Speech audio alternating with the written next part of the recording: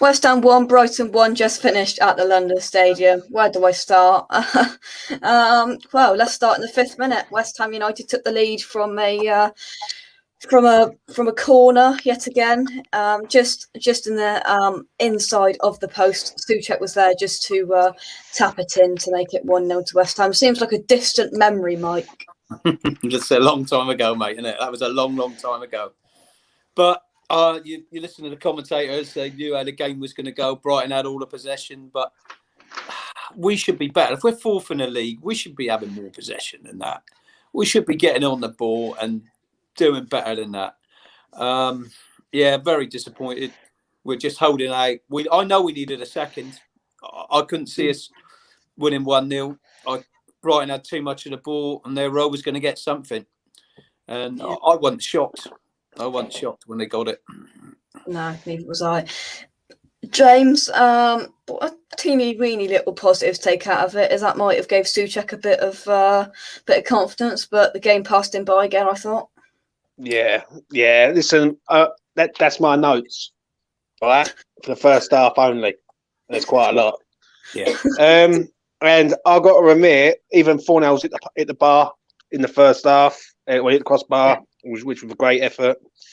I've just got some things here. Good play from Benny defensively, but nothing going forward. Souček's goal. Bowen had loads of energy today. Yeah.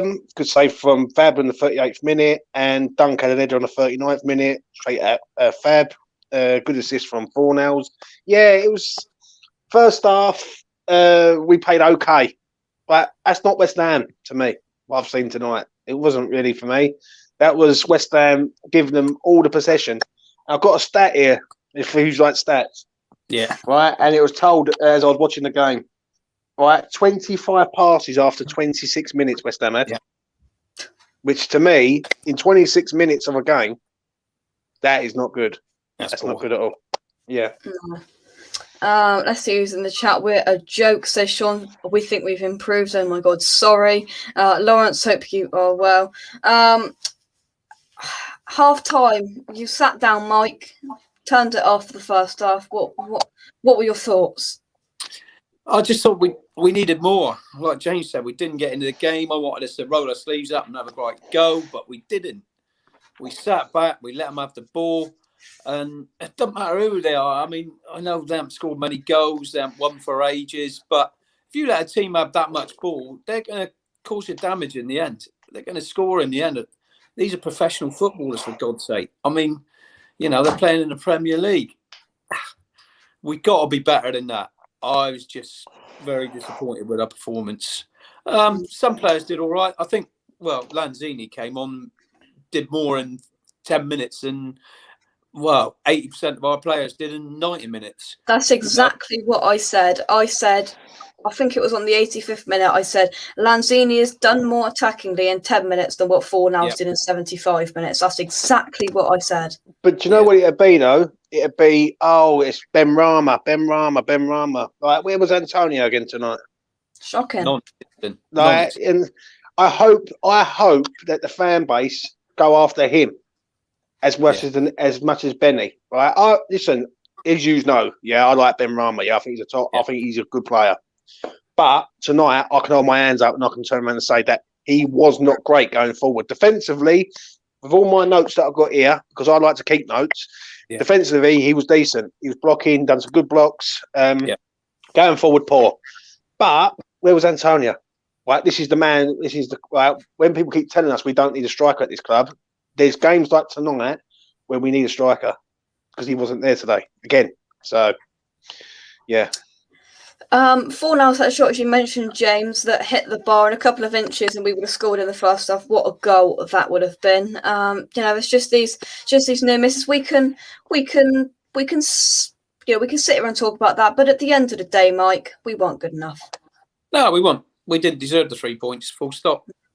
We did not deserve to win that. If we'd have scraped that 1-0, we'd all been going, oh, great. But it would have just been papering over cracks, mate. Because it wasn't good enough. It just was not a good enough performance. And teams are going to play like that against us. Going to keep the ball. If we going to hope to just catch teams on the break all the time, man, we're going to struggle. I mean, we got to have another plan, because that is not good enough. We've got 4 players. We've got 4 players up front who's got no end product. Yeah, and that's a problem. Right, we're asking our DM to score a goal. First half, yeah. Second half with the VAR thing, which we're probably going to get onto now, which I couldn't believe that myself. They were trying to do everything they could to not give it. Yeah. But as you just said, mate, all right, if we'd have got that out of there 1-0, it would have been papering over cracks. Yeah, there's a lot of. I don't understand the 4-0 sub. I don't understand why Arthur Mazawaku's on the pitch. Like, I don't get it myself. I really don't. There was what I said with that goal. I said there's so many things they could say was wrong with that goal that was disallowed. They could have said that Dawson fouled their guy in the build-up, but no, he didn't, because because the thing that really annoys me with defenders is that guy who was marking Dawson had no interest in looking at the ball. All he wanted to do was stop Dawson. Dawson just ran straight over him. Did it hit Dawson's arm? No, it hit his chest. Did it hit Antonio in an offside position? Listen, if it did, it skimmed his sock. Is that what we're coming to? Yeah. It skimmed his sock. Really? Yeah, that was it. Yeah, like James said, they were just looking for some reason to try and disallow that goal, and they found it, didn't they? Yeah. James? Yeah. But even then, I'm just looking at the stuff that I wrote down. Before that even happened, Fabianski makes a great save in the 46th minute against, I think it was a dunk header. And then the ball comes in again. It's another great save. And I hope Fabianski don't get no criticism tonight, because the goal they scored was, let's be honest, that's a world-class goal that is from Mope.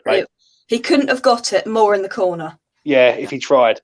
And I'm looking at all the stuff here, because this is why I like to keep things, because I don't like to talk rubbish. I like to talk facts. And I must admit, when I'm looking at it here, all I keep writing down was Rice was Rice was world class. Kufal was decent or really good. What else I got here? Bowen had multiple chances tonight, but nothing there again.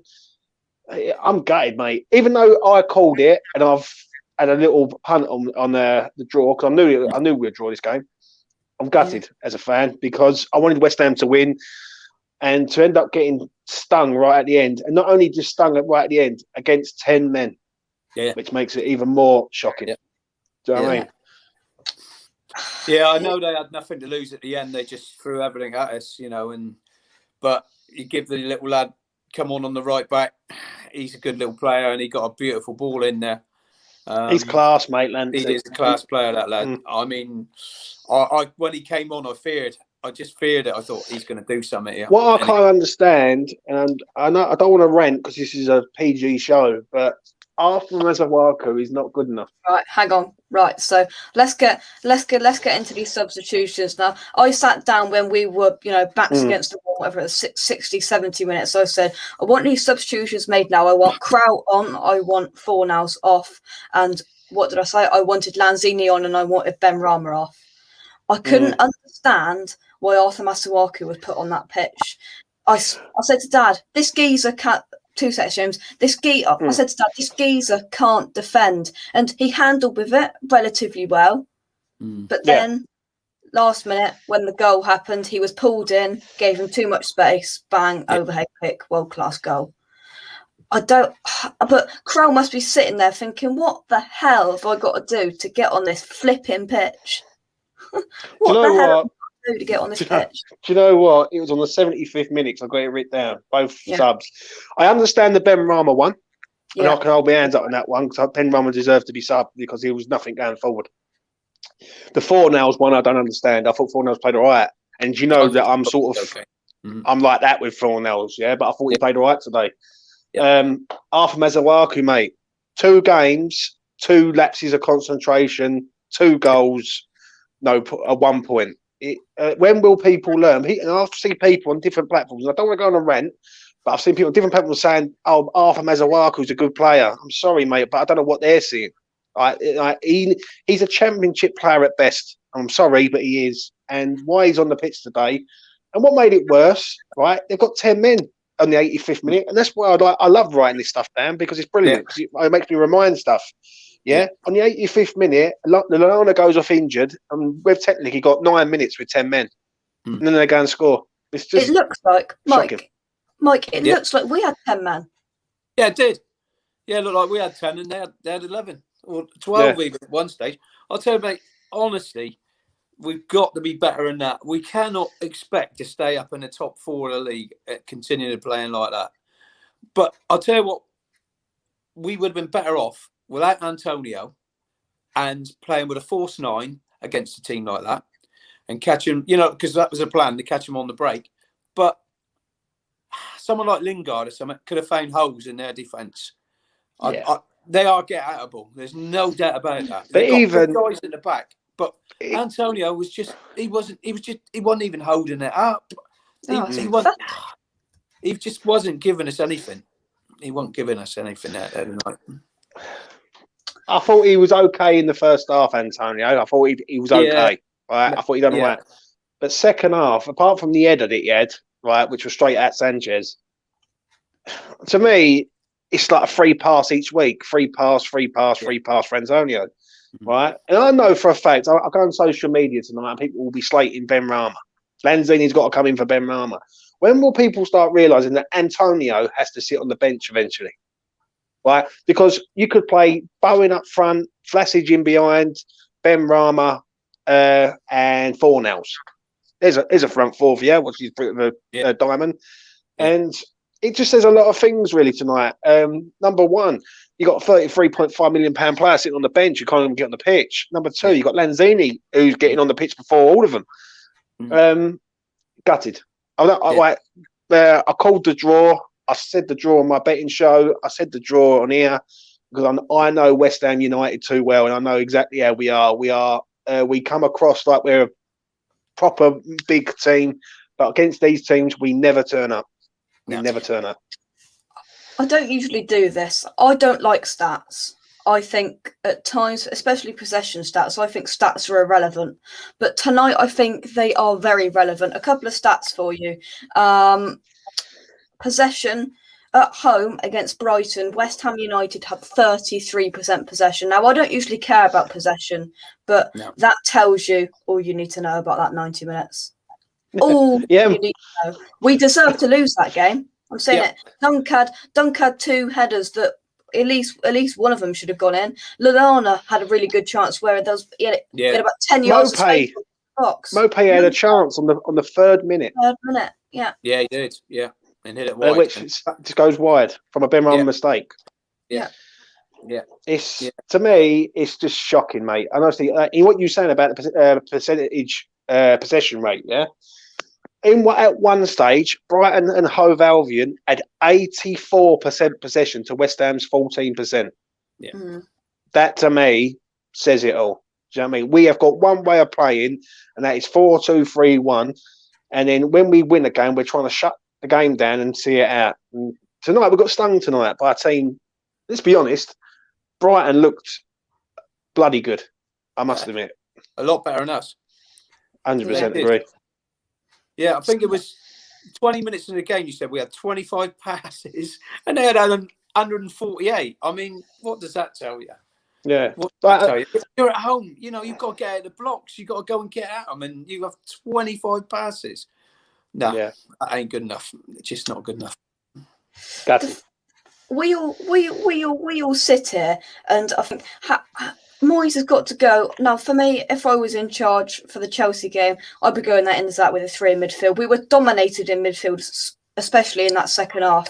Souček, was at times non-existent, and Rice had to do everything in that midfield pretty much. And, they put 3 in midfield and they overrun us. And this is what seems to be happening every week now. Why don't we put that? Lanzini's got to start. He came on and he was the bright spark. He was, he did more than Fornells and Ben Rama put together in 15 minutes. I thought 40 minutes he was on the pitch. I thought he was lively. He was bringing us up the pitch. He was doing what Lingard was doing last season. But I don't feel though, Jake. I understand what you're saying, but I don't feel he is a starter. That's the only problem with Lanzini. Can you see Lanzini doing 75, 80 minutes? I just don't know. See, Mike, I don't know whether you agree, but against Chelsea, I'd probably, I'd leave one of the front four on the bench and I'd start Lanzini. If you can get 60 good minutes out of Lanzini, right, fair, done. 60 minutes, bring on the big boy that we left on the bench. It's a good sub to have. Yeah, I don't think Moyes thinks he's got a full game in him. No way. Not in the Premier League. He'll play in the League Cup. He'll play in the FA Cup. He'll play in the Europa League, and he might get through 90 minutes in one of those games, but not in the Premier League. What James has said, he's good to come off the bench, but he should have done that earlier, much earlier. I mean, on about 60 minutes, they were just pulverising us. They were just coming forward, and we just sat in. And you can't continue to take that pressure, not for the whole game. Yeah, you can do it now and again and get away with it. And if we did that against Chelsea, I'd say, well done. You know what I mean? Because Chelsea are Chelsea, the top of the league. But against Brighton, come on, we should be doing better than that. We can't beat this team. That's the problem. The curse, the curse continues, I'm afraid. But we just cannot beat this team because we play. I don't know what happens, but we've got like a mental block when it comes to this team. Really have. And let's be honest, we had chances. I understand. I see a comment there. We had chances. Yeah, we had chances. Yeah, we did. Yeah. But when there's 9 minutes to go, right, on the 85th minute and plus added on time, right, so we've got 10 minutes to go, we should be seeing that game out against 10 men. Yeah. There's no two ways about that. And why Arthur Mazawaku is on the pitch, I've got no idea. To be honest with you, on the 88th minute, a minute before that goal, I was sitting there wondering how on earth have Brighton not scored in this football match? The amount of possession and chances they had, and to be honest, I see Pete there. You say we were robbed in that game. To be fair, I don't think we were robbed. Yeah, you can have your opinion on the VAR decision, but I don't think we were robbed. We were lucky that Brighton only scored one there because Brighton could have easily on another day scored three easily. If you go back and look at it, Dunk had two clear-cut headers, right? Fabianski was very, very busy tonight. Yeah. Mope had a chance in the first 3 minutes. Then they have another chance. Someone else had a shot. Let's have a look. I've got it on my notes. I think it was Lallana had a shot. Yeah. Yes, he did. Big chance in the 68th minute. So I've got it written down. Listen, at the end of the day, I totally agree with you, Jake. Right? I was sitting there at 1-0. I was thinking, can't West Ham hold out for this, right? And when they scored, I sat there. I went, I knew it'd be a draw.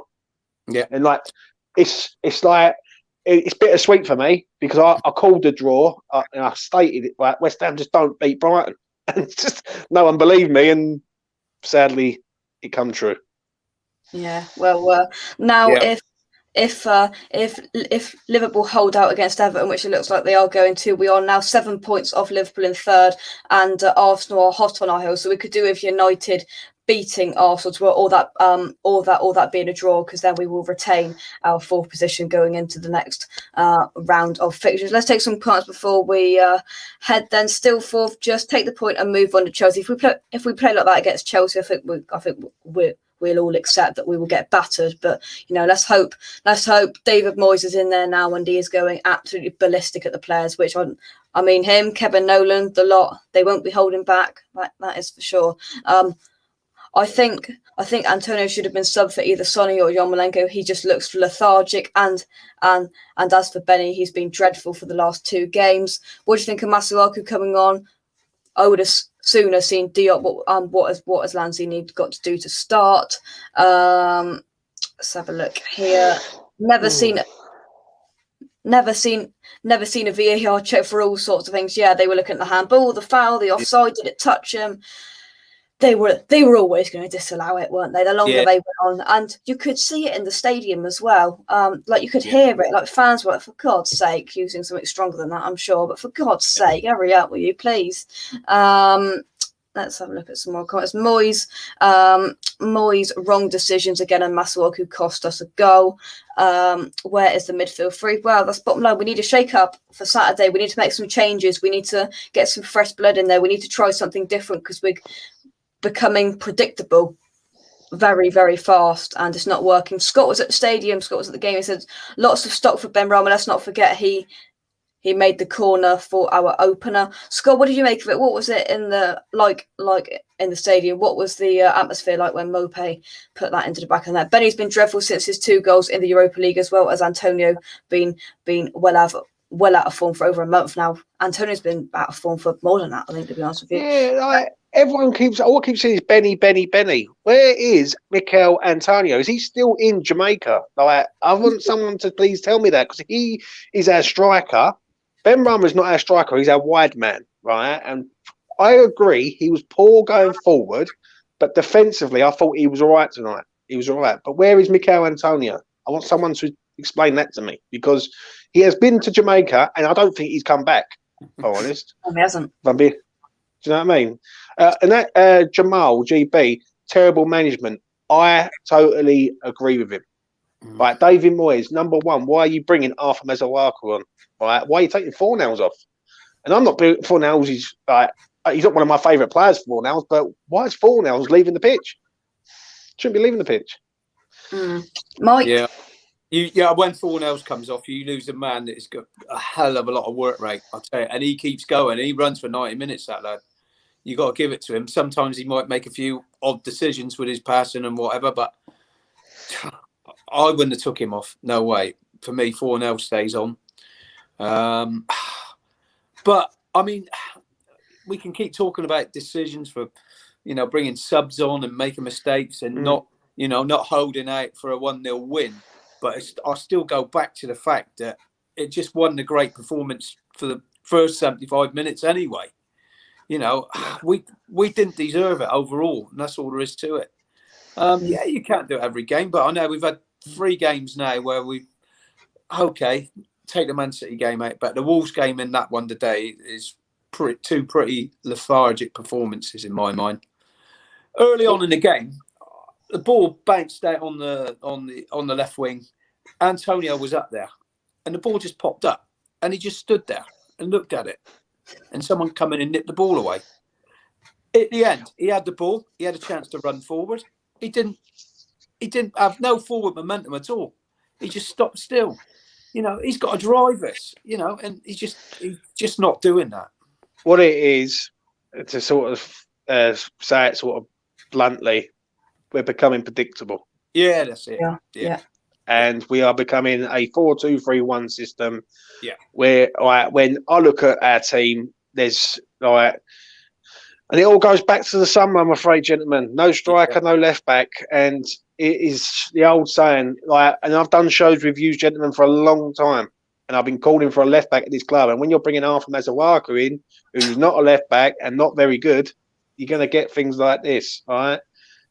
I'm not going to knock Maz completely, but he is at fault because he's supposed to be marking Lamptey. That's why he's on the pitch, and he gives him half a yard. Lamptey does what Lamptey does, and that's it. Good night. Yeah. But to me, we've become too predictable. And Moyes needs to have a look at himself tonight. Why are you taking Fornals off? I don't understand that one. I really don't. Well, we'll leave it there. Thank you very much for watching. Mike, we'll give you the final thought. Well, disappointed, mate. Absolutely disappointed. I wanted to see more from us. But hey, we've got to move on to the next one now, and we hopefully they get their heads out of their arse and they have a right go at Chelsea. Yeah. A couple of people are saying on Twitter, international break has really, really messed us up, and yeah, it has. It really, really has. Well, we will leave it there. More coverage, content to come on this, and building up to the game against Chelsea on Saturday. Hopefully, we can see a few changes and some different mentality and a bit of different. Bit of fresh legs and something new to come on Saturday. But coverage to come. All of that stuff's coming on West Ham Unofficial. Thank you very much for watching. Drop a like on the video. Subscribe to West Ham Unofficial. Subscribe to James' channel E20 Zone TV. Mike and James, thank you very much for doing the build-up show and the review. And I said it would be an ugly 1-0 win, and I think yes, my prediction has worked. Until the 89th minute. There we go. Thank you very much, lads. And take care, mate. We can't dwell on the past for too long now. We've got to get on, and we've got to focus on this big game against Chelsea at the weekend. Frustrating atmosphere, says Scott. I bet it was in there. I bet it was. We'll see you in the next one. Cheers, guys, and good night.